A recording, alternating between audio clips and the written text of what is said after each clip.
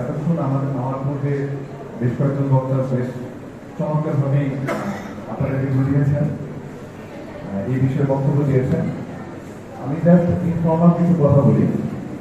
প্রথমত হচ্ছে কেন বড় বড় বঙ্গবন্ধু থেকে প্রধানমন্ত্রী শেখ হাসিনা, কারণ এই 1971 সালেই এই একটা দেশের যে ক্যাটাগরি, তিনটা দেশের যে ক্যাটাগরি, এটা 1971 সালেই করা হয়। এবং আমাদের অলরেডি আমাদের অফিসে মডেল বলেছেন যে যেটা হচ্ছে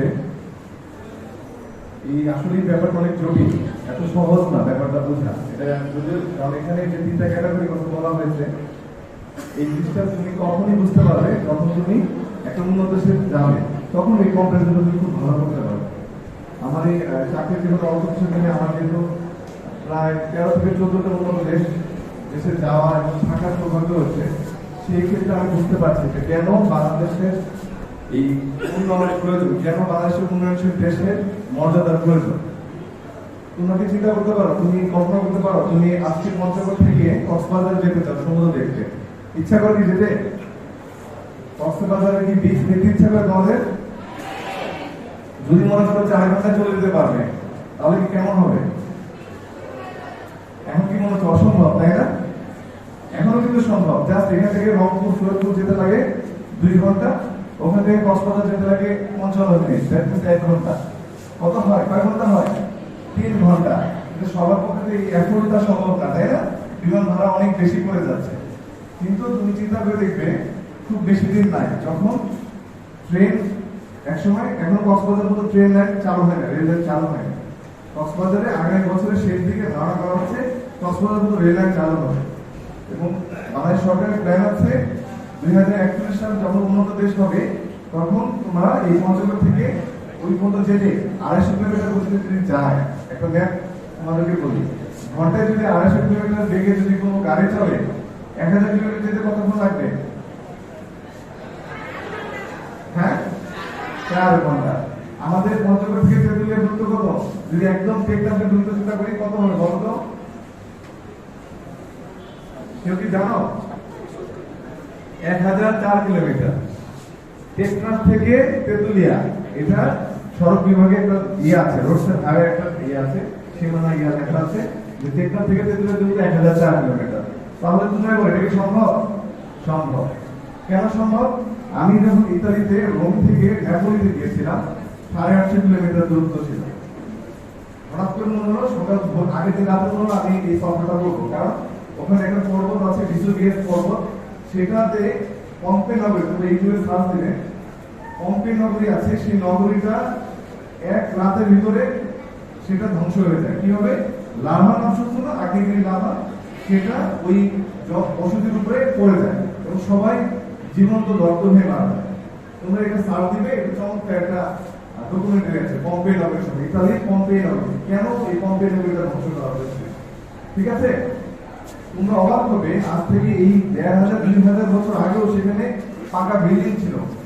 ঠিক আছে? সেখানে তোমরা কল্পনা করতে পারো সেই সময় কত উন্নত ছিল সেই রাজ্যের লোকজন, সেই এলাকার লোকজন। তো সেখানে আমি সকালবেলা গেলাম, বিকাল রাতে 8টার মধ্যে ফিরে আসলাম। কারণ রোম থেকে পম্পেতে যেতে বা নেপোলি যেতে মাত্র 3.5 ঘন্টা লাগে। অত দূরত্ব বললাম কত? 850 কিলোমিটার। তো ওখানে কিন্তু সম্ভব হয়েছে। আর আমাদের বর্তমান সরকারের লক্ষ্য হচ্ছে 2041 সালে উন্নত দেশ করা। আর উন্নত দেশ করার জন্য কি প্রয়োজন? যেই ক্যাটাগরিগুলো বলবো, এটা একটা নির্দিষ্ট সীমা আছে। আমরা যদি এভাবে এগোতে থাকি, আমাদের জীবনে যদি বাড়তে থাকে, আমাদের যদি মাথায় কিছু আয় বাড়তে থাকে, আমরা কিন্তু ইনশাআল্লাহ সেই লক্ষ্যে পৌঁছে যাবো। এবার তোমাদের কিছু বর্তমান সরকারের কিছু সাফল্যের কথা বলি। এবং আমার চাকরি, কারণ আমার চাকরি প্রথমে ছিল পোস্টিং মাদারীপুরে। মাদারীপুর কোথায় জানো? মাদারীপুর হচ্ছে কোথায়? বরিশাল বিভাগের একটা জায়গা, তাই না? বরিশাল বিভাগে কি বলো? কে বলতে পারছো না? মাদারীপুর কোন বিভাগের অন্তর্গত? মাদারীপুর একটা জেলা আছে বাংলাদেশে, কোন বিভাগের অন্তর্গত? তাড়াতাড়ি বলো, আমি কিন্তু ঠিক একটার মধ্যে শেষ করবো, 5 মিনিট আছে।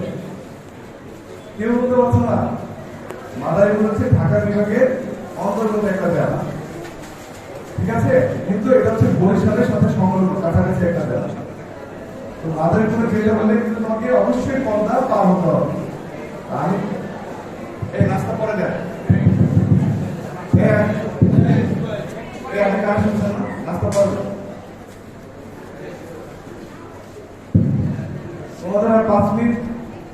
অপেক্ষা করো, 5 মিনিট কি সাইলেন্ট, দেন তোমরা আমাদের কুইজ আছে, কুইজ অংশগ্রহণ করবে। আচ্ছা, যেটা বলছিলাম পদ্মা বহুমুখী সেতু, যেটা আমি নিজে অনেকবার অসংখ্যবার আমাকে একটু ট্রলারে গিয়েছি অথবা মাওয়া পর্যন্ত হচ্ছে গিয়েছি, মাওয়া থেকে আবার জাতীয় এদিকে আবার এসে আবার একটা ট্রলারে রিস্ক নিয়ে এসেছি। মানুষ অনেকবার কিন্তু ট্রলার ডুবে হয়েছে। তোমরা একটা গল্প শুনলে না, দাদা নাতির গল্প, কারণ কেন? কারণ হচ্ছে তোমরা ওই কষ্টটা সব দেখতে পাও না, দেখার সুযোগ তোমাদের হয় না, কিন্তু তোমরা উনি নিজেই তোমাদের দাদাগুলো আখ্যায়িত করলেন, আমাদের উনি যে ওনার লাইফে ইয়াং বয়সে তোমাদের এই যে যা দেখেছেন, উনি কিন্তু কম্পারিজনটা করতে পারবেন কিভাবে দেশ কিন্তু আপরাইজিং, দেশের সবকিছু আগাচ্ছে। ঠিক আছে, আরেকটা ব্যাপার হচ্ছে এই যে পদ্মা সেতু যখন হয়ে যাবে তখন তোমার 15 মিনিট লাগবে না তোমার পার হতে, অথচ এখন পার হতে মিনিমাম আধা ঘন্টা লাগছে, 1 ঘন্টা লাগছে। ঈদের সময় 6 ঘন্টা, 8 ঘন্টা, 12 ঘন্টা, 14 ঘন্টা, ইভেন 1 দিনও লাগছে এই ওয়েট করতে হচ্ছে। কারণ ওই যে ফেরিতে পার হতে হয়, ফেরির জায়গার কারণে 8 mile, 10 mile, 15 mile, even 20 mile পর্যন্ত লম্বা লাইন। কিন্তু যখন পদ্মা সেতু হয়ে যাবে তখন এই লম্বা লাইন থাকবে না। এটা একটা ব্যাপার। আরেকটা ব্যাপার হচ্ছে, তোমরা কি জানো যে বঙ্গবন্ধু টানেলটা কোথায় হচ্ছে? জানো না? এটা কোথায়? Thank you. মানে এটা চিটাগাঙে, তাই না? তো চিটাগাঙে এইটার ফলে কি হবে, দুই পারে খুব সহজে, কারণ ওখানে বাংলাদেশের কিন্তু দ্বিতীয় শিল্প নগরী কোনটা? চিটাগাং, তাই না? চট্টগ্রাম, তাই না? তো সেখানে এই যখন এটা টানেলটা হবে, টানেলটা কোথা দিয়ে হবে? সমুদ্রের নিচ দিয়ে কিন্তু হবে, প্রায় 3.32 কিলোমিটার দূরত্ব। তোমরা কল্পনা করতে পারো তোমরা সমুদ্রের নিচ দিয়ে গাড়ি নিয়ে যাবে, আর তুমি দেখতে পাচ্ছ একটু সামনে সমুদ্র, তোমার গাড়িটা আস্তে আস্তে নিচের দিকে যাচ্ছে, টানেলের ভিতরে আবার যখন পার হচ্ছে পিছন দিকে তাকিয়ে যাচ্ছে আবার সমুদ্র। খুব ইন্টারেস্টিং না? আরেকটা ব্যাপার বলি, এটাও আমি দেখেছি মাতার বাড়ি, যেহেতু আমি এর আগেই তোমাদের পঞ্চগড়ে পোস্টিং হওয়ার, আমার পোস্টিং ছিল কক্সবাজার, তখন কক্সবাজারের মাতার বাড়ি প্রকল্পটা আমি দেখতে গিয়েছিলাম। মাতার বাড়ির প্রকল্পটা যখন হবে তখন আমাদের 1200 মেগাওয়াট বিদ্যুৎ আমরা নিজেরাই উৎপাদন করতে পারবো। ঠিক আছে, যার ফলে কি হবে, আমাদের এই বিদ্যুৎ আস্তে আস্তে আমরা চাহিদা বাড়ছে না, আস্তে আস্তে মানুষের চাহিদা বাড়ছে, স্কুল কলেজে ফ্যান বাড়ছে, মানুষের ঘরে এসি বাড়ছে। তো যার কারণে হচ্ছে, আমার কথা কি বুঝতে পারছো? আমি তোমাদের 1 মিনিট সময় দিচ্ছি। একটা দেশের উন্নয়নের জন্য যে কয়েকটা পয়েন্ট লাগে, যেটা হচ্ছে কৃষি, সেবা, শিল্প। একসময় আমাদের সব জায়গায় লেখা হতো যে সবকিছু কৃষি নির্ভর, কৃষি নির্ভর, কৃষি নির্ভর। এখন কিন্তু আমরা কৃষি নির্ভর সব ক্ষেত্রে নাই। আস্তে আস্তে আমরা কৃষি থেকে বের হয়ে যে শিল্পের দিকে যাচ্ছি, সেবার দিকে যাচ্ছি। আমাদের দেশ থেকে ওষুধ, তোমরা কল্পনা করতে পারো, আমাদের দেশ থেকে এখন কিন্তু এই মেডিসিন কিন্তু বাইরে, ইভেন আমেরিকা, ইউরোপে চলে যাচ্ছে, মানে আমাদের দেশ থেকে রপ্তানি হচ্ছে। আমাদের দেশ থেকে জাহাজগুলো কিন্তু সীতাকুণ্ড, যেটা সেই সীতাকুণ্ড কিন্তু জাহাজগুলো তৈরি হচ্ছে, আমাদের এই জাহাজগুলো চলে যাচ্ছে তোমার ইউরোপের বিভিন্ন দেশে, এই জাহাজগুলো চলে যাচ্ছে আমাদের। তুমি যদি আর কি বলো, তোমাকে কৃষির ক্ষেত্রে যদি বলো, কৃষির ক্ষেত্রে আমাদের প্রচুর ফলমূল, এখন সাতক্ষীরার আম, এগুলো কিন্তু ইংল্যান্ডে চলে যাচ্ছে। আমরা কিন্তু আস্তে আস্তে এগুলো আস্তে আস্তে আমাদের বাড়ছে, আমাদের রপ্তানি হার যত বাড়বে আমাদের তত বৈদেশিক মুদ্রা বাড়বে। আমাদের প্রবাসী, আমাদের প্রায় 1 কোটি লোক বাইরে, দেশের বাইরে থাকে। এই চিন্তা করতে পারো, প্রায় 1 কোটি লোক থাকে, তারা কিন্তু এখন একসময় দেশে টাকা পাঠাতো হুন্ডির মাধ্যমে, এখন কিন্তু অনলাইনের মাধ্যমে, অনেক অ্যাপস এর মাধ্যমে কিন্তু তারা কি করতে পারে, অনলাইনে এখন টাকা পাঠালো, 1 ঘন্টা পরে আমরা টাকাটা পাচ্ছি। একজন কিন্তু তো এই যে ব্যাপারগুলো দেখো, ঘরে বসে এখন কি করছো তোমরা তো ছোট, তোমরা বুঝবে না, আমরা বুঝতে পারছি যে ঘরে বসে এখন কি করছো, অনলাইনে টাকা আরেকজনকে পাঠানো যাচ্ছে। এটা কিন্তু 10 বছর আগে পাঠানো সম্ভব ছিল না। এবার আসছে হচ্ছে এমডিজি নিয়ে। এমডিজি যে লক্ষ্য ছিল আমাদের অতি দারিদ্রতা, যেটা কিন্তু আমাদের কমে গিয়েছে। একসময় মানুষ না খেয়ে মারা যেত, এখন কিন্তু বাংলাদেশে কেউ না খেয়ে মারা যায় না। এখন একসময় মানুষ জন্ম দিতে গেলেই 100 জনে কিন্তু 7 জন বা 10 জন মায়েরা মারা যেত বাচ্চা জন্ম দিতে। এখন কিন্তু এটা এত মারা যাচ্ছে না, কারণ মাতৃ স্বাস্থ্য উন্নয়ন হচ্ছে। তোমরা কি কমিউনিটি ক্লিনিকের নাম শুনেছ? তোমাদের গ্রামে যেখানে আছে, তো বাংলাদেশে প্রায় 13,000 প্লাস 18,000 কমিউনিটি ক্লিনিক এবং ইউডিসি আছে।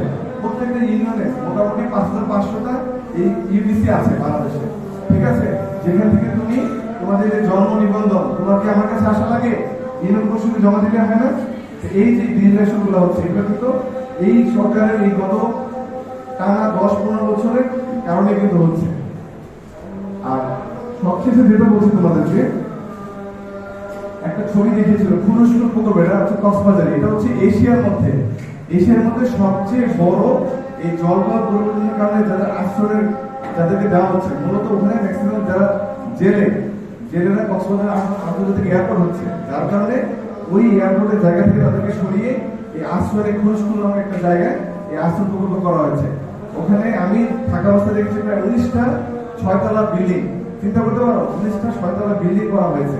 এখানে আরো বিল্ডিং করা হবে।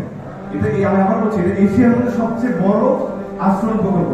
তার মানে বুঝতে পারছো বাংলাদেশ কিন্তু এখন আর সেই একদম গরিব দেশ নাই। আর আমরা ধীরে ধীরে কম্পারিজন করবো আস্তে আস্তে ইনশাল্লাহ 2021 সালের পরে উন্নত দেশের সাথে। আমাদের পার্শ্ববর্তী দেশ ভারত কিন্তু উন্নয়নশীল দেশ না, তারা কিন্তু কিছু কিছু ক্ষেত্রে উন্নত দেশের ক্যাটাগরিতে চলে গিয়েছে। তো আমরা ইনশাল্লাহ আমাদের অনেক কিছুতে কিন্তু আমি আসলে অনেকে কম্পেয়ার করে পাকিস্তানের সাথে, পাকিস্তান তো আসলে পাকিস্তানের সাথে কম্পেয়ার করে আমি কোনো প্রশ্নই দেখি না, কারণ পাকিস্তান তো ভঙ্গুর দেশ, তার সাথে তো আমি কম্পেয়ার করবো। আমি কম্পেয়ার করবো আমার উন্নত দেশের সাথে, আমি কম্পেয়ার করবো উন্নয়নশীল দেশের সাথে, কি তাই না? তো সর্বশেষ হচ্ছে আমাদের দেখো, তোমাদের এখন আমাদের আশ্রমের ঘর হচ্ছে, তোমরা দেখতে পাচ্ছ সরকার যে 1,70,000 ছিল, এখন 2,70,000 টাকা, প্রায় 3 লাখ টাকা করে ঘর করছে, সরকারি ঘর, তোমরা দেখতে পাচ্ছ। তো আমাদের এখানে কিন্তু আরো 161টা ঘর হবে। এগুলো কিন্তু সবকিছুই সরকারের, বর্তমান সরকারের বিভিন্ন প্রকল্পের অধীনে ইয়াগুলো কাজগুলো চলছে। তো এই থেকেই তোমরা বুঝতে পারছো যে আমরা কিন্তু চাচ্ছি সরকার আস্তে আস্তে কেউ যেন আর ভিটে মাটিহীন না থাকে, কেউ যেন একদম আমার জায়গা নেই, ঘর নেই, এই কথাগুলো কেউ বলতে না পারে। একসময় আগামী ইনশাআল্লাহ 5 বছর মধ্যে সবাই অন্তত বলতে পারবে যে আমাদের অন্তত 2 শতক বা 4 শতক হলেও জমি আছে এবং ঘর আছে।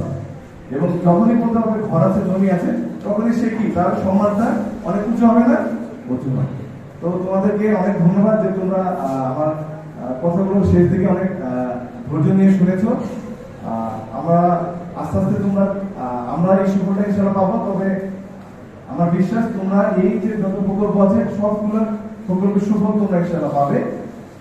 এই আমার বর্তমান সরকারের কেন এই মেগা প্রকল্প সাকসেসফুল হচ্ছে, কারণ যখনই কোন একটা নীতি ধারাগুলো বা নীতি প্রকল্পগুলো টানা চলতে থাকে, তখন সেটা কন্টিনিউশন হলেই সেই পরে কিন্তু সাস্টেইনেবল হয়।